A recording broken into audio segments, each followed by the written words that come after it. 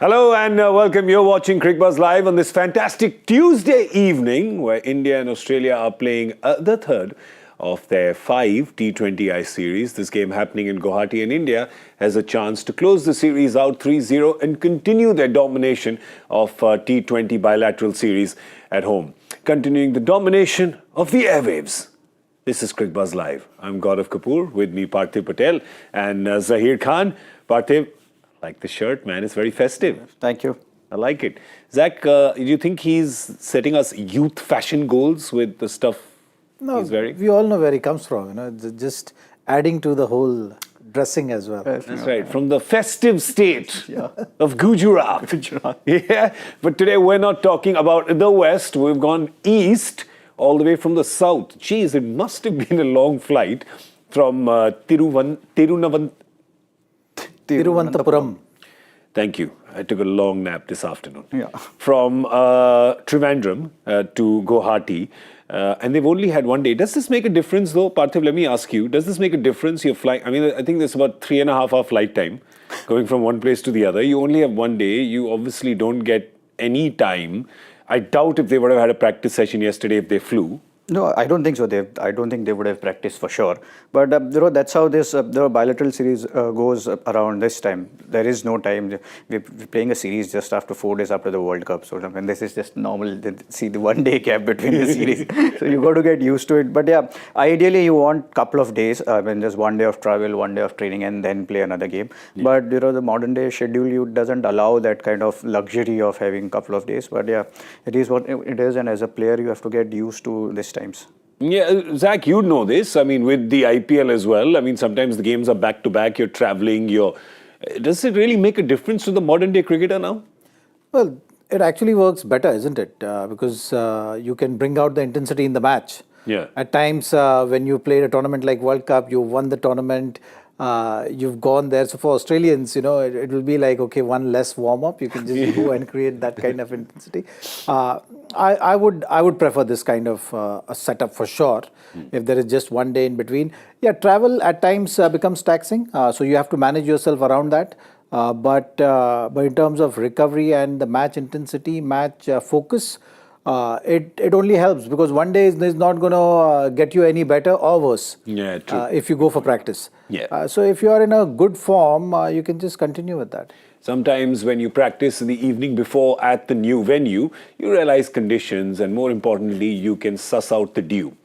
Not in Guwahati. You don't need to, because the dew has started coming before the toss. That's right. We saw that there was a proper, there was like what I call 8:30 dew was there at 6 o'clock. Yeah, it was, and that's because of the timeline which you're talking about, the East, where sun sets early. Where I was playing a game in Ranchi last week, and it was the same situation there. Even before the game started, at 6:30 was the game time, but even before the first ball bowled, it was dew there. So I think that's exactly what would be happening here in Guwahati. I think I just saw someone showing at 4:30 the lights were in full effect, and that is the reason why dew sets in early. So the dew will not be a factor in this game. No, it will be like something. It will be same for both the sides. Yeah. But then again, it will come down to which team scores more runs in this game. Yeah, well, Australia has won the toss, and they have decided that there's going to be dew, and it can't get better. Maybe it'll get worse. They've decided they're going to bowl first.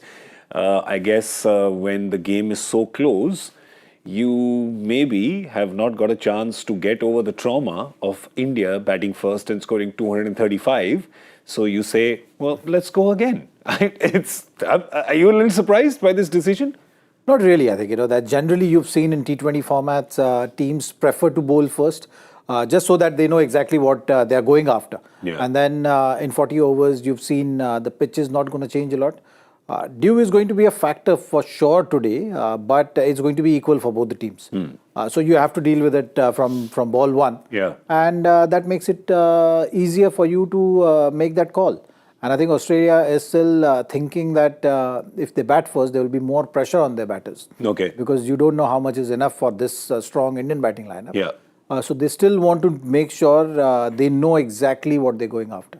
Yeah, and as far as this ground is concerned, we must touch on that for a second because just notice that it's 83 meters straight. This is a much bigger ground than the previous two. Yeah, it is. It's a newly built ground. What 3 or 4 years back they've built a new ground, so that it is refreshing to see. I think bowlers would like that. They are so used to playing at that 60-yard or 65-yard boundary. Now you get 83-yard boundary, so which is great. I mean, now that if you want to hit a six, it has to be a proper hit. That miss it can't go over the ropes. So that's something which batsmen will keep that in mind, and maybe you will get to see a lot of boundary force on this ground where if you know that I need to hit it completely well to hit it out of the ground, so you might just see few shots down the ground. You might just see a lot of 2 runs or 3 runs because there'll be a lot of gaps in the ground. But yeah. I mean, that's something which is great, and bowlers would definitely enjoy 83-meter boundary. Which means that more boundaries means the ball gets wetter, which means it probably gets tougher for the spinners. I think it's going to be interesting today. I think there's going to be a lot of factors that are going to be at play, a lot of external factors that are going to be at play, and this game might be a little different from the previous one that you've seen with India getting that mammoth 235. Well, India is batting first, and the batting order stays pretty much the same. You have Yashasvi Jaiswal at the top, brilliant form, great quick 50 last time. Rituraj Gaikwad, Ishan Kishan, the wicketkeeper, Suryakumar Yadav, the captain. Tilak Varma, Rinku Singh, Rinka-Dink, who's been in fantastic form in both games. Akshar Patel and Ravi Bishnoi, the spin twins, did really well in the previous game, choking Australia's run flow. Arshdeep Singh, Prasidh Krishna, and the one change, Mukesh gone, Avesh in, because Mukesh is getting married. So congratulations to Mukesh Kumar, and Avesh gets a game. Yeah, I think rightly so also, that they've gotten Deepak Chahar in place of Mukesh Kumar, but Avesh was in the squad, and that becomes an automatic choice for Indian team to do it. And obviously Mukesh Kumar has been bowling really well. Avesh has done well in IPL, has done well in Mushtaq Ali Trophy this season also. So rightly another opportunity. He was there in the squad in the scheme of things just before that last T20 World Cup happened. He played all T20s in West Indies. So this is another opportunity for him to just better those numbers. Economy, which is slightly higher, he would like to get it down to somewhere around 8, and he has that quality. We've seen that he has that heavy ball which we always talk about for a fast bowler. So would like to see him take this opportunity. So he'll put another bowler in the tally of Indian fast bowlers which are coming in now. Yeah, your thoughts on Avesh's strengths? Well, he bowls a heavy ball. He's got good variations. Again, he's a tall bowler, so typical tall bowler, likes to run in hard and then hit the deck hard, looks to extract anything from the pitch as possible. So yeah, that has been his approach. He's been very successful in franchise cricket, and that's how he earned his call in the Indian side. A product of under 19, he's been playing under 19, made that impact there, got selected with franchise cricket, and he's been consistently improving. So his graph has been going very well. You've seen that with everyone taking note of that. You've seen with this Indian team that the opportunities come very, very rarely. Yeah. So you got to be prepared. Avesh is someone who is in that kind of boat that whatever opportunities you get, that it's not going to be in plenty. So you got to make your mark in that many opportunities. So you'll be looking at this opportunity that way. Yeah, I was just thinking that it seemed like Avesh had a really long run, but it's only 16 games there, right? So it's not a lot. So I think he'll be happy that he's got a chance today, and hopefully he can make the most of it. For Australia, well, listen, hang on a second. I've been trying to just tally all of this in the last 24 hours, where they announced so many of our players are going back, so many are coming in. Obviously, the travel agent of Cricket Australia has been very happy. He's probably made a lot of money. But the reason why is this, because the players have gone back. Some of the players who were in the ODI World Cup have gone back. Steve Smith has gone back after playing just 2 games. But just the one person remains from that squad. That is Travis Head. He will stay for the entire series. Probably the one person that Indian fans would have happily seen go back home, but he is going to be there and is in the playing 11 today. Let's have a look at the 11 that Australia is putting. There are 3 changes that they have. They have Travis Head up top, so there's no Matthew Short. Steve Smith, of course, has gone back home. There's Aaron Hardy. 4 changes. So Aaron Hardy comes back in. And then you see the same. You see Josh Inglis. Glenn Maxwell is playing this game, who played the last one as well. Tim David, Marcus Stoinis. Glenn Maxwell will be going back after today's game. Marcus Stoinis will be going back after today's game.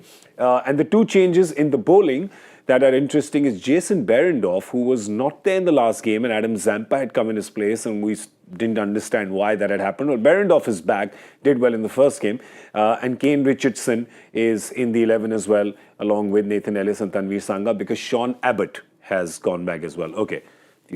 Have you guys tallied all of that? Is it, Parthiv, have you tallied all of that? Done, well done on that. Well done, well done on that. It's a close one. Yeah.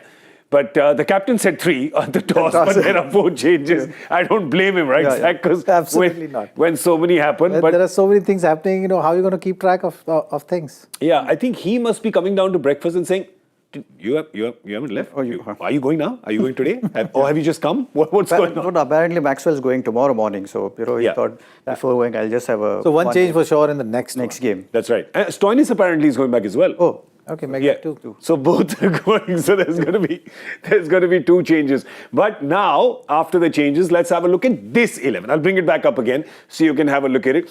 We didn't see Aaron Hardy. He was there in the first game. Didn't touch a bat. Didn't touch the ball. We didn't see him at all. But Travis Head and Aaron Hardy at the top, and Josh Inglis very good in the first game. Didn't get much in the second. This is a solid batting and a reinforced bowling. Since they're bowling first, Zach, I'll let you come in on that. A reinforced bowling attack with both Behrendorff and Richardson coming in with Nathan Ellis, who's played both games. Well, in bowling, these changes were anticipated.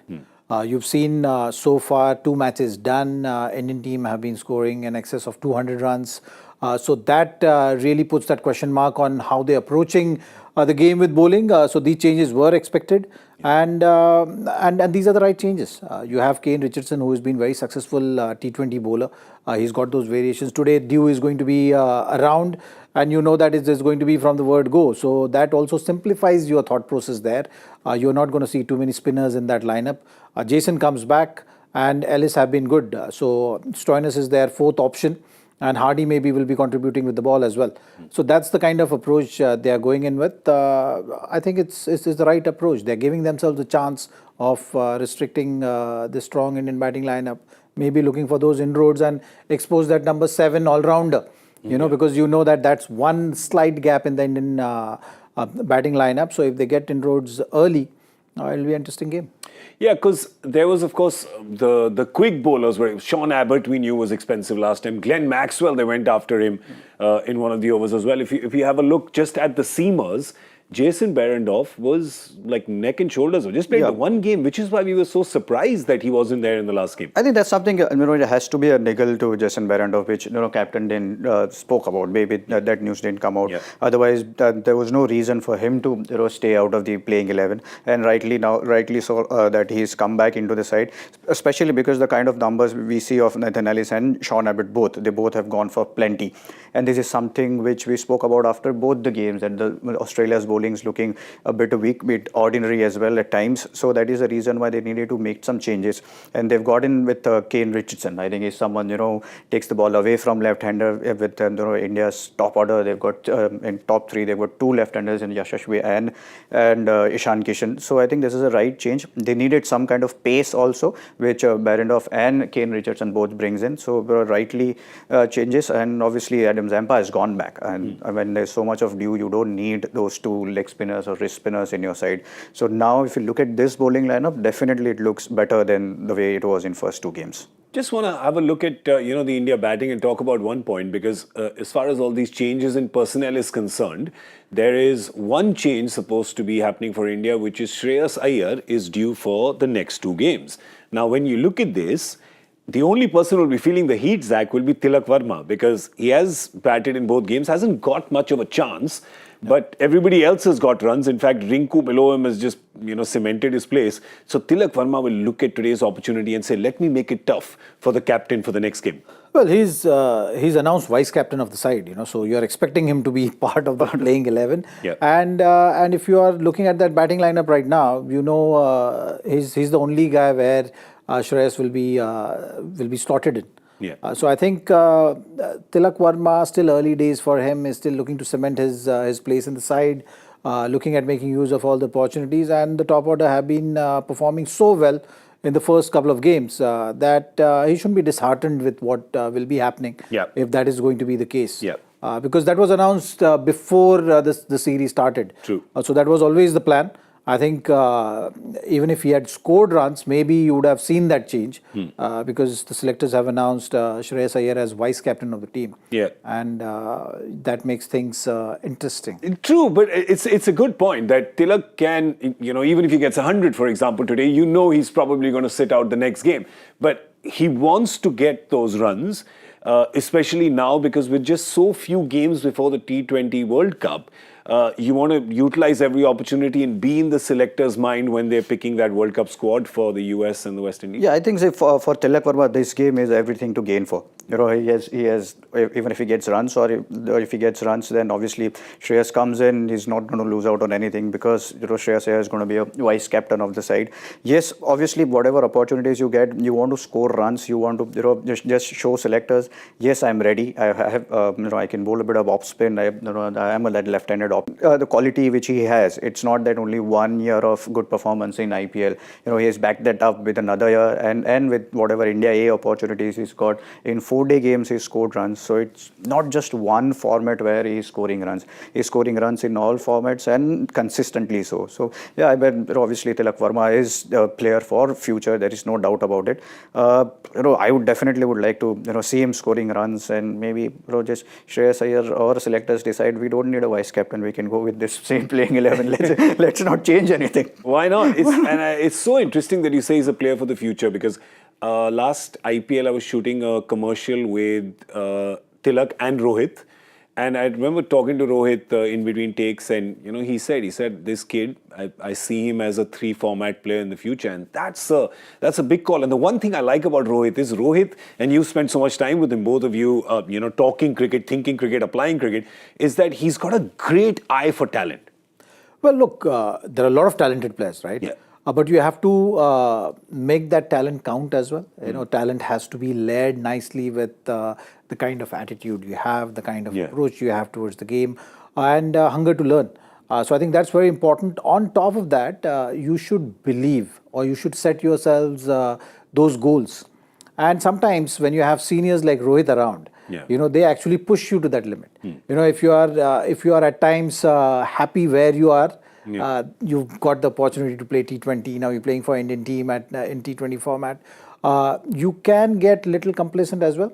But when you have seniors around who are saying that, look, this is not, you don't limit yourself. Yeah.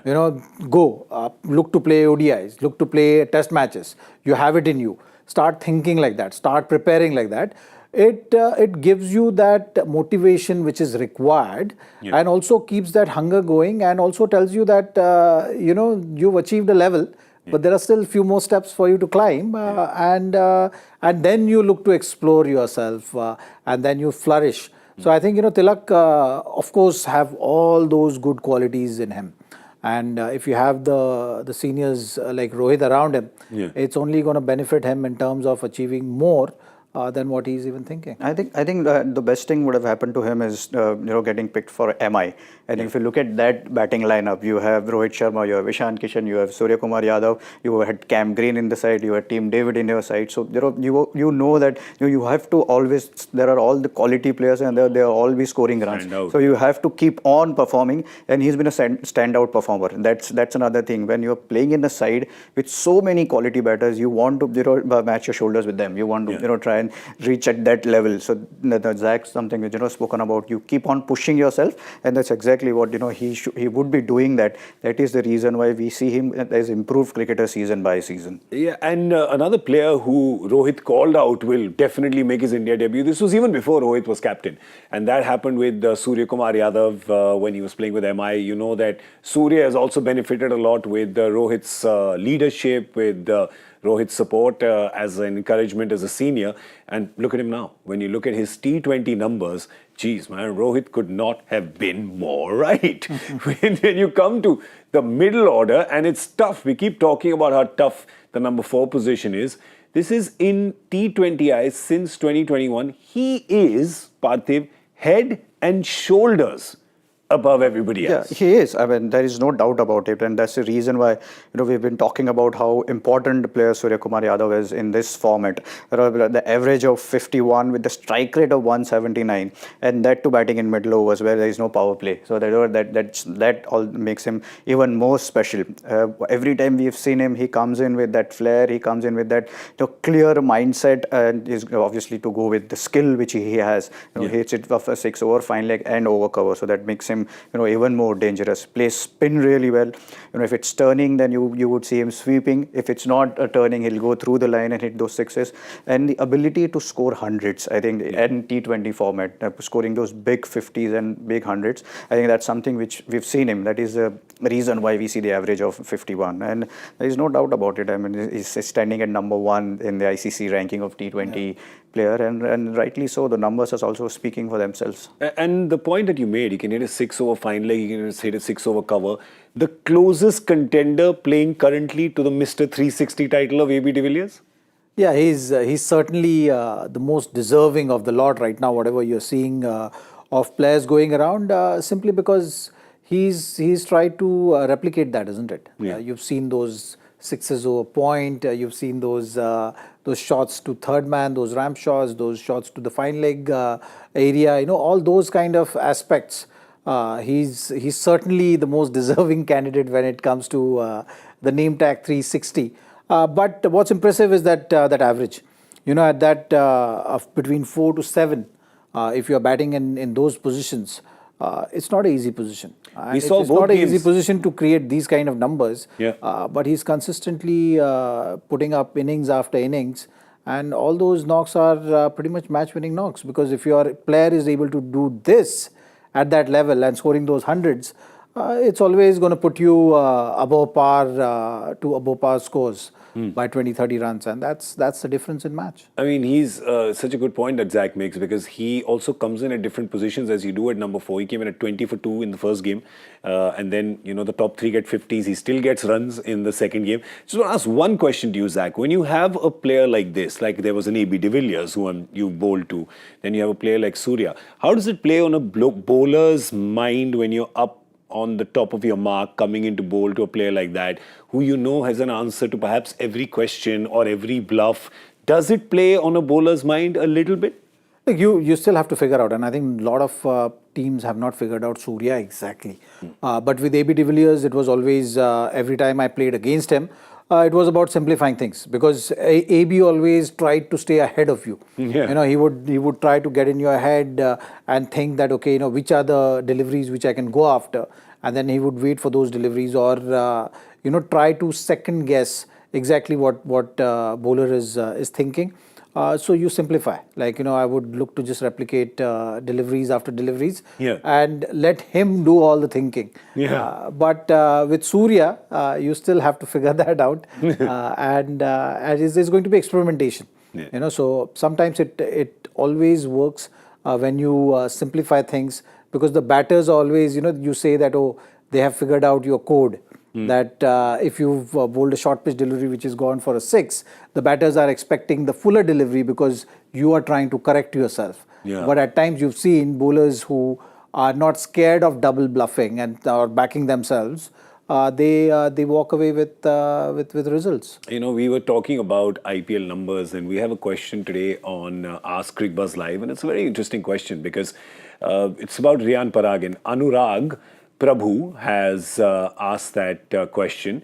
He said that he had a very good Syed Mushtaq Ali. He took wickets as well. He was the highest run getter.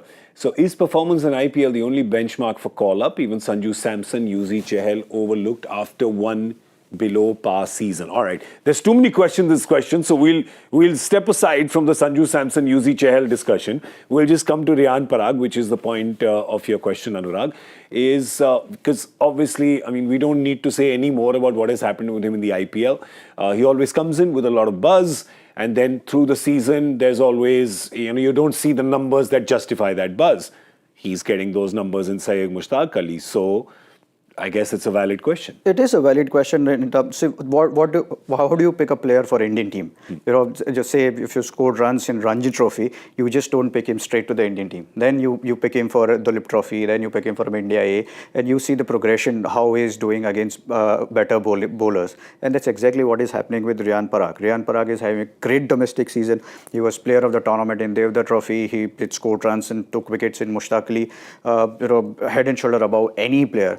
But now we'll have to see how he performs in IPL. So Mushtaq Ali is a stepping stone to IPL. And if you get runs against better sides, better bowling, maybe bit of better pace, which you get in international bowling, then of course he has that case. But right now with Mushtaq Ali, he has to back that performance in IPL so that it becomes.